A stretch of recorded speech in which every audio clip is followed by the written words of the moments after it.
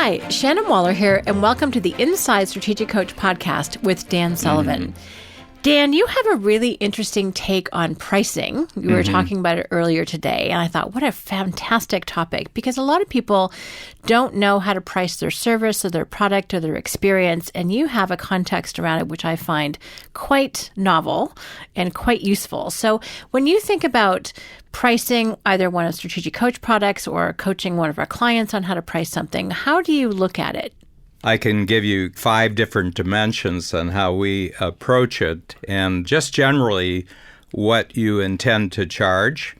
I would say that the vast majority of entrepreneurs, what they will charge is totally determined by what the competition is doing. So they're taking their reference from people who actually don't mean them well. So their authority is people who actually don't want them to have any return on pricing. So from the very beginning, I didn't want to use my competition as my reference point. And the reason is that I didn't want my value creation to be determined by what they were doing. I wanted to be completely independent of what people who perhaps might think that they're my competition are doing. If they're worrying about it at night, if somebody's worrying about it at night, I want them to be the person worrying about it at night. I want to sleep soundly. But here's the thing about pricing, and a lot of people think that there's some objectivity to pricing, and there really isn't. One of my clients who's really, really knowledgeable on the stock market, he said that the average price on the big board on the New York Stock Exchange now lasts 21 seconds. 21 seconds. So the price has changed. Well, what's that determined on? I said, well, for this next 21 seconds, this is what it costs. And 21 seconds later, and it can go up and it can go down. And the sheer complexity that determines that is being determined by a million different factors. So there's no objective way of knowing what the price is except what you have to pay right at the moment. So it's totally subjective.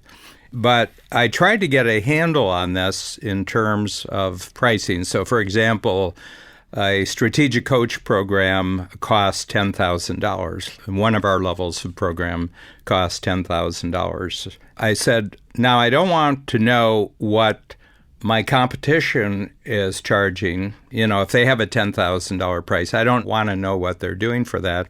I'm going to look entirely at the check writer, at the customer, and I'm going to say, when they spend $10,000 on something, what kind of experience are they buying with $10,000? And how does that experience get packaged? What comes along with that experience? So, for example, it might be, for certain check writers, it might be a week in New York at a really good hotel, have great restaurants. They go to shows and everything else, and it's for a whole week, and it's $10,000.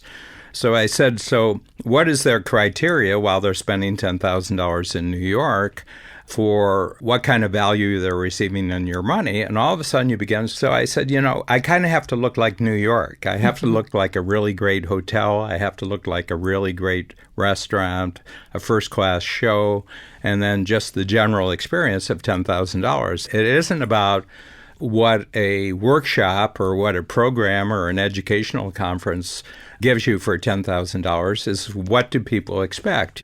At our highest level right now, it's $50,000. So I say, what do people pay $50,000 for? Well, they spend that, and this isn't the highest price, but they spend it on great college year for their children. So I said, so what kind of satisfaction, what kind of emotional experiences are tied?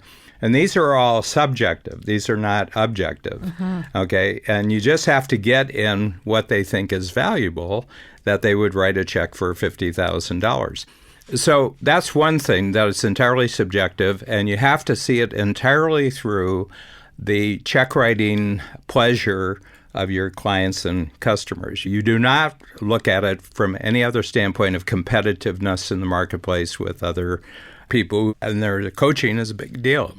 And this is a topic for another podcast, Shannon. I think coaching is the number one industry of the 21st century, as important as management was. in the 20th century. So my feeling is the 21st is going to be more and more of a coaching century. Every area of human activity is going to be coaching. Second one is that when you're scared about quoting a price, remember, you're the only one scared about it. The person who is the prospect or the potential customer or client, well, they're not scared of your price because they haven't heard your price. So all the fear you have about pricing is strictly going on in your own nervous system and in your own brain. And the confidence with which you say the price is part of the sale, okay? And in order to make yourself confident, you got to be okay with a no. You got to be totally upfront that it's $50,000, and they say, oh, no, I'll do it for 40. And I said, I'm sorry. I said, the kind of people who join my program don't even look at that as a cost. They look at it as an investment. So you're looking at $50,000 as a cost. So what that tells me is that this is not the right program for you. So people who pay $50,000 for our upper level program, they say, well, that's getting what I'm going to get out of this program. That's a pretty good deal. Okay. So that's another thing. And then the other thing, I've got like a formula that anytime you ask for a price, the first time that's higher than any price that you've ever quoted in the past, it's going to scare you. And that's very, very natural, because the 4 C's concept we have in the program is that you're committed to quoting a higher price because you believe you're worth it, and it's going to require courage the first time you do it. But the first time you do it, whether they say yes or whether they say no, if you stick to your price, you're going to gain capability and confidence. You just ask the Ron check writer. And that's my attitude. And somewhere along the line, somebody's going to say, gee, that sounds really reasonable, and you're into the confidence level. You just found it.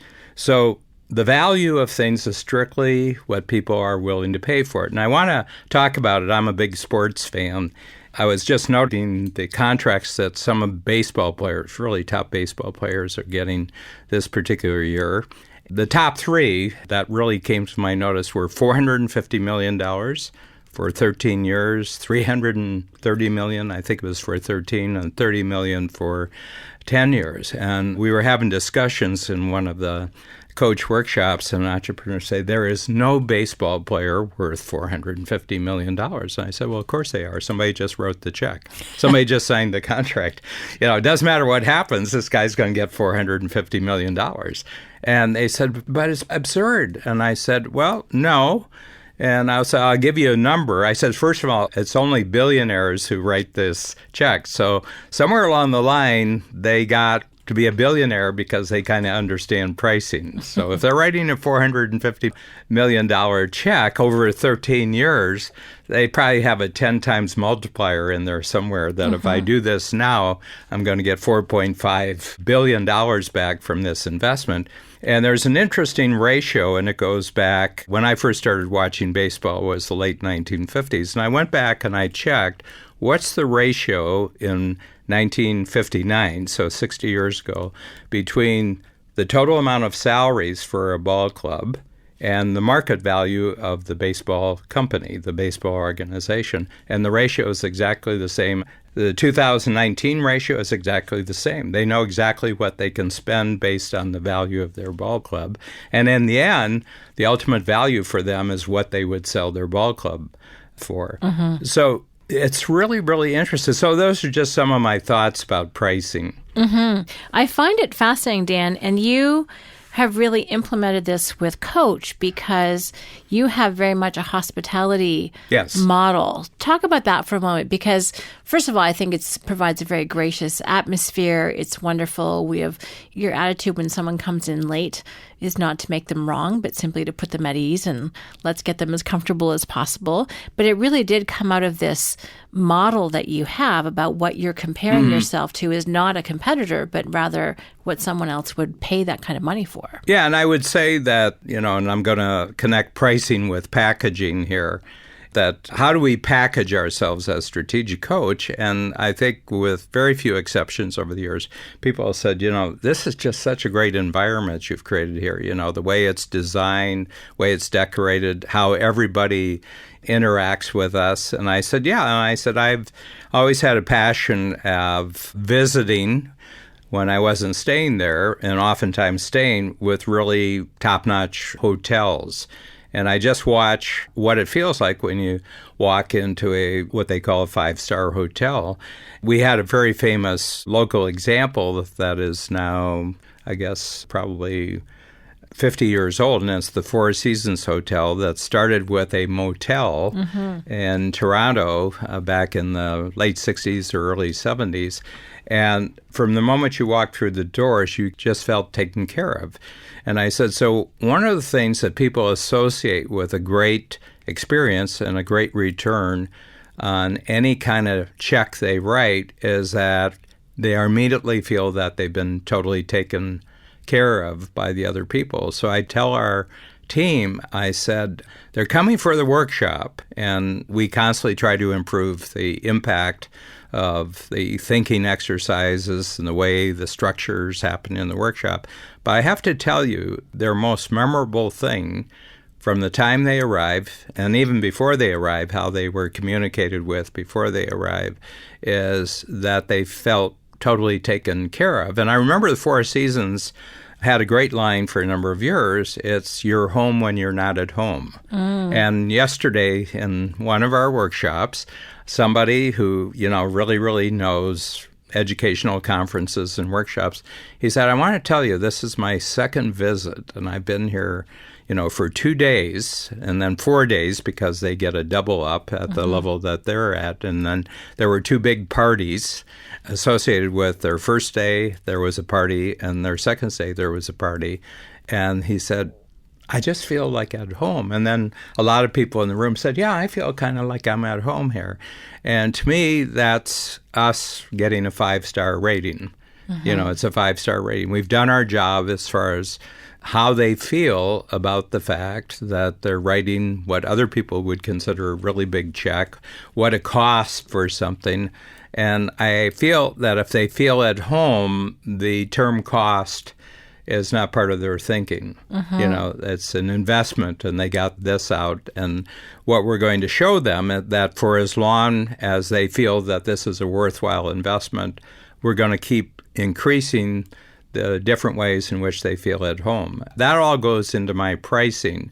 So I see it more and more, not from our point of view. I see it certainly not from the point of view of our competitors. I see it entirely from who are our check writers and what do they feel good about when they write a check this big, that they feel they're going to get a tremendous return. So, Dan, we've talked about what pricing is, and I think you've really also described why it's important. How can people take action on this? Some people are so aware of what their competitors are doing, and they're always trying to get ahead. But this is really a different mindset around pricing. So what can people do in their own business? You talked a little bit about packaging to really kind of implement this way of thinking in their own practice, in their own field. Well, first of all, if you're starting to get bored with your business, your price isn't high enough. Okay? So whatever price you're charging for what you consider to be your maximum service and your best capabilities, but it's not doing the trick anymore. There's no magic to it for you. You aren't charging enough.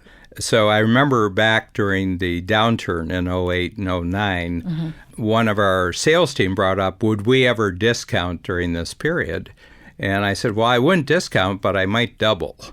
And there was this gas double. They said, well, it's a downturn. And I said, yeah, but it's not a downturn for everybody. It's only a downturn for the people that you're talking to. So I said, what if we doubled? And it was going from 10,000 to 20,000, I remember at the time. I said, why don't we just create this new program and we'll charge 20,000 for it? And it filled up like nothing. Okay? And this was a great learning experience for me because some people we had known about for 10 years, we'd been talking to them for 10 years, and they said, yeah, I'm going to do the program sometime. But the moment we doubled our price, they started to sign up, and we had no problem selling out at twice the price we'd ever charged. And I have to tell you, I was very confident talking to our salesperson. Yeah, we might double. I was scared. I was scared. I was really, really scared. I almost said a bad word there. But afterwards, I started talking to people. I said, you've been talking to us and you've been positive toward us for a long time, but you didn't sign up until we doubled our price. Why did you do that? And I said, because we knew who we weren't going to be in the room with. And we felt that at your previous price, we would be in a room with people I didn't really want to be in the room with. Because I knew some of them, and I didn't want to be in a room where they would be. But at double the price, I knew it was too rich for them. That type of person would never be. So again, this is very psychological. This is about they're buying an experience. Okay. So the other thing about price is if you're thinking about product or you're thinking about service, I have to tell you, price is never based on product or service. Harley-Davidson would be a great example. Anybody who knows motorcycles knows that Harley-Davidson is not the best motorcycle in the world. But the experience of owning a Harley and the sound of a Harley, especially the sound, it's a patented sound, is the most desirable motorcycle experience in the world. Not the greatest machine, not the greatest engineering, not the fastest and everything else. So people are overpaying for an experience. I mean, some people would say they're overpaying. And I have an older brother who for 20 years was a acoustical engineer for Harley, and his job was to modify the Harleys at the factory so they would pass the noise restrictions of any country, and then he had a way that once you got it into the country, you could turn the Harley sound back on, So I know this subject very, very intimately, and I said that they're not paying for a product here, they're not paying for a service, they're paying for an experience. I find this fascinating because a lot of people don't recognize that, and I think it sounds harsh, but dumb themselves down or dumb down the experience or commoditize themselves when in fact what they need to be doing is increasing the value of the experience and increasing their price to make it exciting and a little bit scary. I mean, your pricing formula of double and then add 20% is scary. Well, yeah. So just to end this off, I've got this kind of smart mouth answer. People say, well, how should I price that? And I says, well, raise your price in your mind right now and tell me when you're scared. And they say, okay, I'm scared. I'm scared of this price. And I said, okay, so your formula is, number one, the price you're charging scares you plus 20%. And they said, oh my God, I'm really scared. And I said, no, listen to me. I said, you're the only one who's scared here. There's no check writer in the world who's scared now because you haven't asked anybody to write this check. And they said, well, why the 20%? And I says, because when they don't blink, then you don't have to kick yourself afterwards. And again, it's just psychological. It's just your confidence level. But your pricing is sure proof that you're willing to ask for a price that scares you, plus 20%, is that you're committed to yourself and you're committed to your value, and that you're willing to go through a period of courage, including the courage to be rejected, because you want to develop a new capability and be better paid for how good you think you are in the future. And that takes you to a whole level of different confidence. And the moment you do that, you will attract that new level of check writer into your world. Dan, this is so powerful. I love it. So the formula is it scares you plus 20%. And I cannot tell you how many clients have come in after implementing the formula. Well, first of all, they charge a higher price than they've been charging. And then the person doesn't blink and they're kicking themselves like, oh, I should have asked for more. And your formula prevents that from ever happening. So we have had a lot of clients test it out and they're like, it worked. And then they absolutely deliver on that value because they know how to create a great experience. But it's such a powerful way to do it. And again, completely different than how anyone else thinks about pricing. Thank you, Dan. Thank you, Shannon. At Strategic Coach, we focus on growth in every area of your business and life, leading to freedom that entrepreneurs dream of. Join Dan Sullivan, founder of Strategic Coach, for a brand new on-demand web presentation. It's a breakthrough hour of wisdom, insight, and proven strategies. Over 18,000 entrepreneurs can't be wrong. Watch today at danwebinar.com.